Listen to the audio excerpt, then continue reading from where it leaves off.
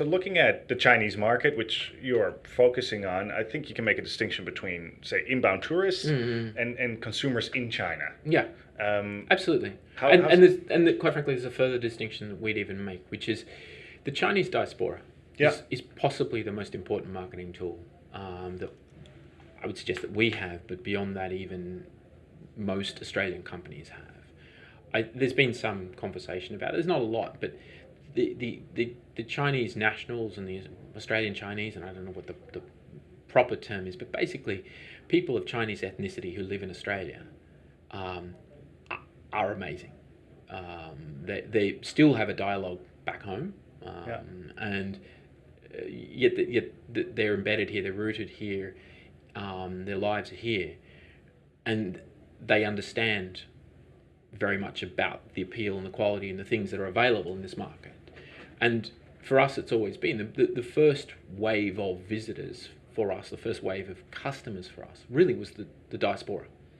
You can talk about Chinese students, the families that have lived here for generations, but they're still regarded as thought leaders, as the people who can talk about the quality. And you know, whether it's us or baby formula or vitamins or what, it's really a homegrown dynamic first for us that then leads into the actual Chinese people in China. yeah. Okay, so Yeah. the first steps for you guys were to really target the Chinese diaspora within Australia and Tasmania. I want to be really careful about the notion of targeted.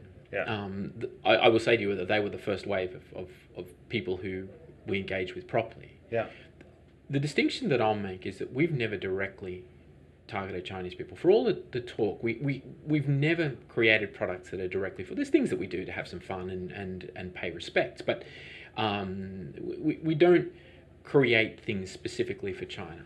We create things that are specifically us and talk about us, and we present them in ways that are appealing to Chinese. And again, I'll always come back to that pure, clean, and natural. If you know, as we talked before, if you're living in a tier 1, 2, 3, 4, 5 city in China, and the air pollution is terrible, and the quality of the water, and maybe that the food that you have is potentially tainted, you're going to question every single thing in your life about quality and what's it going to do to me. Um, if you can guarantee, if you can shore up a quality source of that, then you'd probably go for it if you can afford it, obviously. Um, this is what we do. We play off the strength of pure, clean, and natural of what we do, and that's something that resonates quite. I think resonates amazingly with Chinese. There's an interesting thing about lavender, and it's something again that we've talked a lot about and explored. And so, again, I will say this with the greatest respect that I don't fully understand it because I'm not Chinese, but again, my understanding of having lived in a number of different Asian markets, and particularly I've lived in Hong Kong for a number of years, Chinese traditional medicine is still so important, still massively important. It is, you know, you have the Western medicines which coexist right beside the traditional Eastern medicines, and lavender is right on the fringe of a traditional medicine. It's not in the Chinese sort of botany, if you will. It's not in there in the history, but as a very natural product that makes you feel better, it's right there beside it. It can coexist quite nicely. And part of the success that I attribute to what we do, and the reason that what China has picked up so readily, is because they have a culture of looking for things that are very, very natural that make you feel better within their traditional medicine set. And as I said, that lavender is a relatively new thing in the last 100, 200, how many hundred years, but you know, over the thousands of years of that China's had to develop its own. But it coexists quite nicely within that spectrum. And so we've been able to talk about that in terms of pure, clean, and natural makes you feel better, and it resonates beautifully.